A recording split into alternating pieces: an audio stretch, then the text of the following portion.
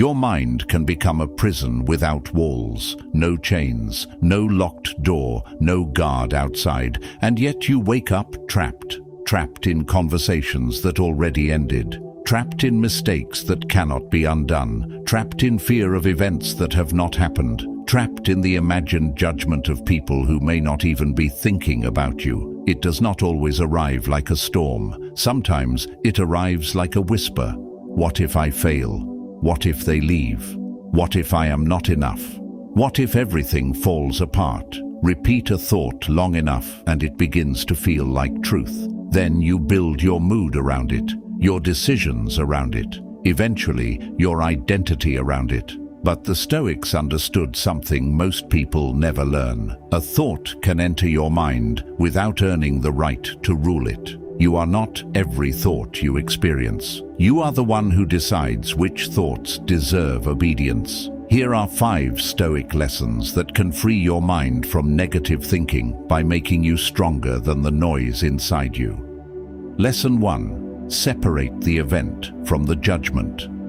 Epictetus taught that people are disturbed not only by events, but by the judgments they attach to them. Something happens, then the mind writes a story. Someone does not reply. That is the event. Then your mind says, they have lost interest. I said something wrong. I am being rejected. One fact becomes 3 accusations. You make a mistake, and instead of saying, I made a bad decision, the mind says, I am a failure. You face uncertainty, and instead of saying, I do not know what will happen, the mind says, something terrible is coming. This is how suffering multiplies. The event happens once. Your interpretation attacks you repeatedly. So when a negative thought appears, stop.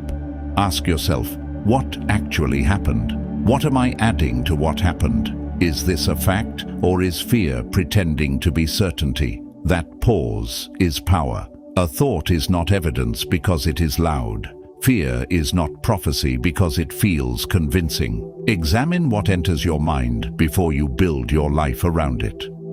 Lesson 2. Return to what is under your control. It grows when your attention becomes attached to things you cannot command. Other people's opinions, the past, the final outcome, whether someone stays, whether your work is recognized, whether life follows your schedule. You stare at what you cannot control until your mind begins to feel powerless. The Stoic solution is not to control more. It is to place your energy more intelligently. You control your choices, your effort, your preparation, your discipline, your words, your response. Everything else may influence your life, but it does not belong to your authority. When negative thoughts begin to spiral, ask, what part of this is mine? If someone dislikes you, their opinion is not yours. Your conduct is. If the future is uncertain, certainty is not yours. Preparation is. If the past is painful, reversal is not yours. The lesson is, if the outcome is delayed, timing is not yours. Persistence is. Return to your territory. Do not stand at the border of another person's mind begging for control. Do not keep knocking on the door of yesterday. Do not demand guarantees from tomorrow. Take command of today. You cannot always control what enters your life, but you can control what directs your next move. That is where your power lives. Lesson 3. Stop arguing with reality. Much of your suffering comes from one sentence. This should not be happening. They should have treated you better. The opportunity should have arrived earlier. The plan should have worked. The past should be different. Maybe you are right, but it is not different. And reality does not change because you repeat your objection. Stoic acceptance is not passive surrender. It is refusing to waste strength fighting facts that have already become real. Acceptance means saying, this is where I am. What is the best move from here? It does not mean approving betrayal or enjoying loss. It means you stop demanding that the present become the past. The Stoic replaces exaggeration with accurate language. This is difficult. This hurts. This was not what I wanted. I do not yet know how this will end. Accurate language restores proportion. Proportion restores strength. Marcus Aurelius wrote that the obstacle in the path becomes the path. Difficulty becomes material for character. Patience needs delay. Courage needs fear. Discipline needs temptation. Resilience needs pressure. You keep asking for strength while resenting every situation that could produce it. Stop asking reality to train you gently. Betrayal can teach boundaries. Failure can expose weakness. Delay can deepen patience. Rejection can redirect effort. Pain is not automatically meaningful. You make it meaningful through your response. You may not have chosen the burden, but you still choose the posture with which you carry it. Lesson 4. Do not suffer imagined futures. Seneca observed that we often suffer more in imagination than in reality. The mind is a master at creating disasters without evidence. One symptom becomes disease. One financial problem becomes total collapse. One difficult conversation becomes the end of a relationship. One mistake becomes permanent humiliation. Then the body reacts as though the imagined event is already happening. Your chest tightens, your sleep disappears, your concentration breaks. You become exhausted by battles that exist only in prediction. This does not mean danger is never real. It means fear often demands payment before the bill arrives. The Stoic prepares without panicking. Preparation asks, "What can I do?" Anxiety asks, "How many ways can this destroy me?" Preparation creates a plan. Anxiety creates endless scenes. When the mind says, "What if everything goes wrong?" Answer with precision. What exactly could go wrong? What would I do first? Who could help? What resources do I have? What have I survived before? Turn the monster into a list. Fear becomes weaker when it becomes specific. If the feared event has not happened, do not force yourself to live through it in advance. Handle this hour, this task, this breath. The future will reveal itself in pieces. Meet it in pieces. Negative thought wants you to carry the entire weight of life at once. Stoic discipline teaches you to carry only what is actually in your hands. Do not mistake a frightened imagination for the future. Lesson 5. Train the mind through deliberate practice. You will not defeat negative thinking with one powerful quote. Understanding is the beginning. Repetition is the transformation. The mind has habits.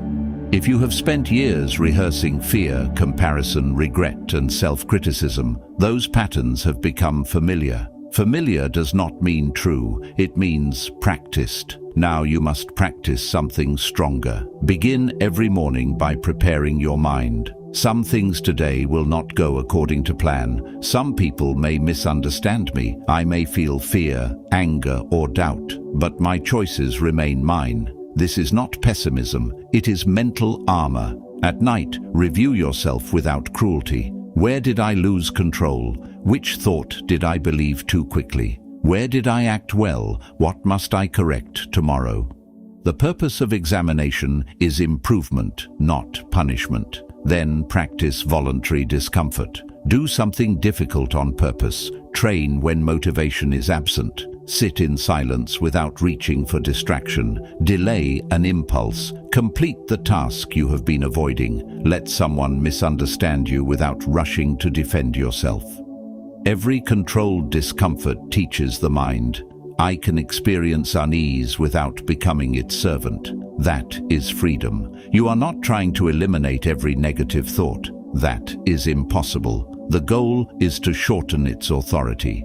A thought appears. You notice it. You examine it. You decide whether it deserves action. That is mental discipline. You may still feel fear, but fear no longer writes the plan. You may feel sadness, but sadness no longer defines your identity. You may feel anger, but anger no longer controls your mouth. You may remember the past, but the past no longer receives voting rights over your future. This is what it means to free the mind, not to become emotionless, not to become permanently cheerful, but to become difficult to possess.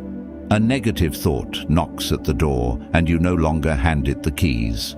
So remember the 5 lessons. Separate the event from the judgment. Return to what you control. Stop arguing with reality. Refuse to suffer imagined futures. Train your mind every day. Do this consistently, and the voice inside you will change. Peace is not the absence of difficult thoughts. Peace is the presence of a disciplined mind. A mind that can stand in the middle of internal noise and say, "This thought is not my master. This fear is not a prophecy. This pain is not my identity. This moment is not my entire life." Do not ask the darkness in your mind for permission to live. Stand up. Return to what is real. Return to what is yours. Take the next honorable action. Then repeat it tomorrow. The mind becomes what it practices. Train it to question fear. Train it to accept reality. Train it to focus on duty. Train it to endure uncertainty. Train it to obey reason instead of panic.